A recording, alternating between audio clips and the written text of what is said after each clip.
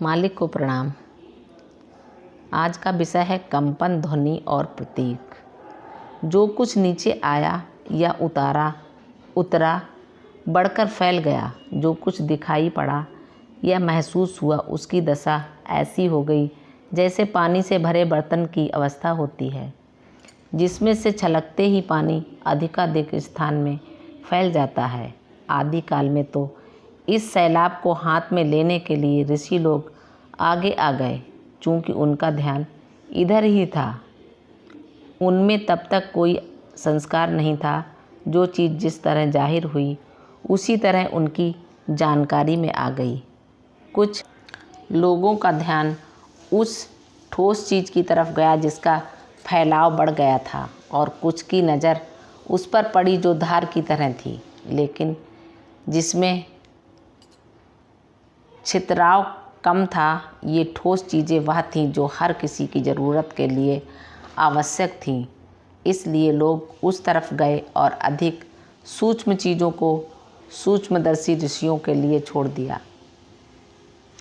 आग, पानी और हवा की ज़रूरतें तो सदा रहती ही हैं, और उन्हें समय समय पर अपनी गति के अनुसार काम भी करना पड़ता है। ऋषियों ने केवल इन्हीं चीज़ों को हाथ में लिया और उनकी अंदरूनी हालत में ऐसा मोड़ पैदा किया कि जिस जगह पर मोटी धार का प्रभाव पड़ रहा था, उसी जगह से उनमें हलचल पैदा की। इसलिए अग्नि, वायु आदि को ठीक उसी जगह से प्रेरणा मिली जहाँ से वे जुड़े थे, और जहाँ मोटी धार का वांछित प्रभाव था। मेरी राय में वह नज़र सबसे पहले उन तत्वों पर पड़ी जिनमें चेतना शक्ति थी। इसीलिए हम देखते हैं कि शुरू में केवल ऐसे मंत्र रचे गए जो हमारे जीवन को कायम रखने के लिए और उसके निर्वाह के लिए आवश्यक थे। यह भी एक ज़रूरी चीज़ थी। एक लंबे अरसे तक तत्वों में व्यस्त रहने के बाद ये महसूस किया गया कि लगातार उसकी छानबीन करने में हमारा चिंतन वहीं तक रुका रह गया।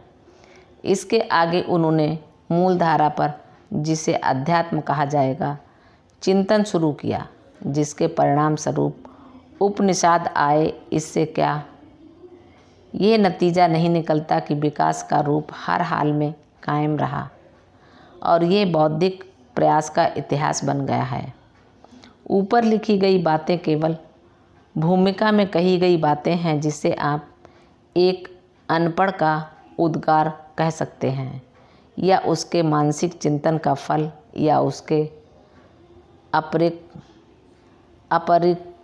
विचार की तलछट। अब मैं मुख्य विषय पर आता हूँ। वेद वास्तव में उस दशा का नाम है जो सृष्टि निर्माण के पूर्व विद्यमान थी। ईश्वर आपको उस दशा के अनुभव का आनंद प्रदान करे। यह बिल्कुल सत्य है कि वेद सृष्टि के निर्माण काल में अस्तित्व में आए। उन्हें पुस्तक के रूप में ढालना ठीक उसी तरह है जैसे किसी हालत को वस्त्र पहना दिया जाए। उस समय केवल मथने वाली हालत मौजूद थी, और परमाणुओं की संरचना, परमाणु का बनना भी उसी मंथन क्रिया का परिणाम था। अब नतीजा चाहे जो हो, इसने कई शक्लें अख्तियार की, जिनकी मानसिक स्थिति उनके मूल में थी, और हालत चाहे जो भी रही हो, इसे निश्चित रूप से वैज्ञानिक कहना चाहिए, चूँकि ये कभी संभव नहीं कि हाइड्रोजन और ऑक्सीजन के मिलने से पानी न बना हो। मैं सिर्फ उसी चीज़ को वैज्ञानिक मानता हूँ जो प्रयोगकर्ता चाहे जो हो, नतीजा बराबर एक सा ही दे। निगाह जब इसकी मौलिकता पर गई तो इससे इसकी उत्पत्ति का ज्ञान हो गया। वैदिक काल के ऋषि इन धारों के मंथन से पैदा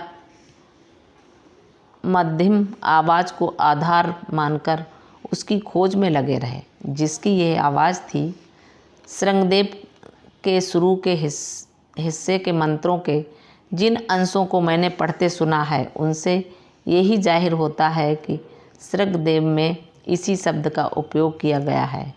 दूसरे शब्दों में असल तत्व को पहचानने की यही कुंजी थी। जब उन्हें कुंजी मिल गई और असली चीज़ उद्घटित होने लगी तो सारी चीज़ों ने एक और मोड़ ले लिया। आध्यात्मिक आशय से एक नया अध्याय खुला और ख्याल की उड़ान तेज होने लगी। जब ऋषियों को शब्द के मार्फत असलियत की झलक मिल गई तो इन्होंने इसमें और गहरे डुबकी लगाने का इरादा किया। उसमें डुबकी लगाने के बाद कड़ी का वह हिस्सा जब उनकी पकड़ में आया तो उन्होंने पहला पाठ सीखा। एको हम, बहुश्याम, एक से अनेक हो जाने की भावना, ये असलियत का दुनियावीपन था, यानी नीचे आने का ख्याल था। जब ख्याल ऊंचाई पर गया तो उनके हाथ में कड़ी का ऊपर वाला हिस्सा आ गया। उन्हें इस बात का बोध हो गया कि ये धाराओं की गति से उत्पन्न प्रतिध्वनि है और इसके परे भी कुछ और है।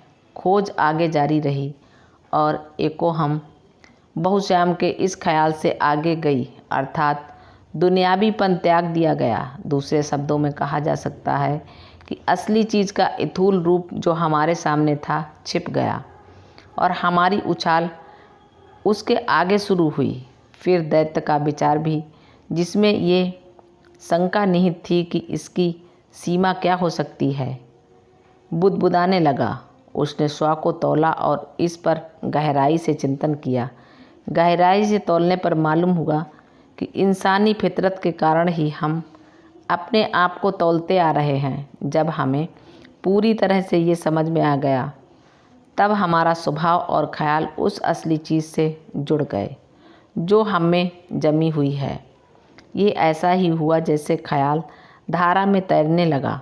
वे और आगे बढ़े जहाँ उन्हें संकेत मिला कि ये सब महज मक्खन था जो मंथन के परिणाम स्वरूप मिला था, ये असलियत नहीं था। फिर कदम और आगे बढ़े, ऊपर किया गया वर्ण बीच के हिस्से के पास ही पहुंचा है और अधिक उन्नति करने पर परमानंद की महक का अनुभव होने लगा। यहाँ ये सवाल उठ सकता है कि जब विचार उसके साथ एकाकार हो गया तो अनुभव कैसे होने लगा। इसका सिर्फ यही जवाब है कि जिन कणों को हमने अपने ख्याल में पकड़ लिया था उन्हीं की ठोस अवस्था ये मक्खन है। परमानंद की अवस्था आई, हम उसमें रहे, हमें उसका अनुभव भी हुआ और हम इस निष्कर्ष पर पहुँचे कि ये वही चीज़ है जिसकी हमें तलाश थी। कुछ लोग यही आगे रुक गए और कुछ इस सच्चिदानंद की दशा से भी आगे बढ़ गए और आगे बढ़ने पर अद्वैत अवस्था की बेपकड़ में आए। इसके आगे संभवतः वेद मौन है क्योंकि इसे उसने अनिवार्यनीय कहा है और नेति नेति ये नहीं घोषित किया है। ऐसा लगता है कि मैंने एक हद तक सवाल का जवाब दे दिया है, लेकिन यदि आपको अधिक स्पष्टीकरण चाहते हैं तो मैं कहूँगा कि हम उस रास्ते पर हैं जहाँ हमने अपने को ऐसा बना लिया है कि हम असलियत के मेल में हैं। यह निश्चित रूप से कहा जा सकता है कि सिर्फ असलियत ही हमारी नज़रों के सामने है, बल्कि हम खुद ही ऐसे हो गए हैं। हम सच्चे ज्ञान का आवास हो गए हैं, या यूँ कहे कि हम खुद ज्ञान स्वरूप हो गए हैं। ये कहना कि गणितीय प्रतीकों से ज़्यादा सच्चा है सही हो सकता है, बशर्ते हम उसमें घुल जाएं और जो चीज़ सही है वह नज़र के सामने आ जाए। जो कोई इस रास्ते पर जाता है उसके सामने यही बात आती है। आप कह सकते हैं कि इसमें शायराना बातें हैं और अतिशय युक्ति की संभावना भी दिखाई देती है। इसके लिए मैं यही कहूँगा कि असली चीज़ को दिखाने के लिए उसके पास पड़ोस कुछ रचना करनी ही पड़ती है, जिससे विचारों द्वारा उसे समझाने में सहायता मिले। मुझे भी मजबूर होकर इसका सहारा लेना पड़ता है। मिसाल के लिए मैं एक पंक्ति लिखता हूँ, प्रेमी दुर्बल है और प्रिया बहुत सुकुमार है, कोई और घूंघट हटाए इसके अर्थ पर यदि आप गौर करें तो पाएंगे कि प्रेमी और प्रेम पत्र दोनों ही क्रिया शून्य हैं। असलियत की हालत इसी तरह व्यक्त होती है। हमारा मानना है कि मनुष्य जब पहले पैदा हुआ तो वह पूर्ण था। इसका मतलब है कि वे गांठें हमने खुद पैदा की हैं, जिसकी वजह से हमारी निगाह मूल स्रोत तक नहीं पहुंच पा रही है। हमारे कामकाज ने हमारे अंदर एक नया संसार पैदा कर दिया है। सृष्टिकर्ता ने हमें शुद्ध और स्फटिक के समान स्वच्छ दशा में भेजा था। यही श्रेष्ठ सृजनकर्ता की पहचान भी है। लेकिन हमने अपने ऊपर गंदगी और धूल लपेट ली। हम खुद संस्कार बनाते गए, पर्दे पे पर्दा बनता गया, जिसने हमें कोए में रेशम एक कीड़े की तरह पूरी तरह ढक लिया। असलियत के महासागर से निकलने पर हम एड़ी से चोटी तक केवल असलियत थे। चूँकि हमारी प्राथमिक दशा वैसी थी, हमारी निगाह बिना किसी रुकावट के सीधे उसे देख सकती थी और हमें वेदों का ज्ञान था। संस्कृत भाषा को इसीलिए प्राकृतिक माना जाता है, चूँकि उस आदि काल में बातचीत करने और एक दूसरे को समझाने के लिए वे लोग जैसा अनुभव करते थे वैसे ही जुबान को हिलाते डुलाते थे। यदि संस्कृत भाषा के वर्णमाला पर विचार करें तो पाएंगे कि इसमें प्राकृतिक स्पंदनों की तरह उतार चढ़ाव है। इस भाषा में उन्होंने प्रत्येक स्पंदन का अनुभव करके लिखा और इसे संस्कृत ईश्वरीय कहना शुरू किया। ऐसा नहीं है कि देवी संदेश उन्हें किसी विशेष भाषा के मार्फत मिला। दैवी संदेश अब भी आते हैं, परंतु उन्हीं के पास जिन्होंने अपनी मूल अवस्था फिर से प्राप्त कर ली है और जो मूल स्रोत से जुड़ गए हैं। ये सदा व्यक्ति के पास उसी भाषा में आता है जिसे वह जानता है।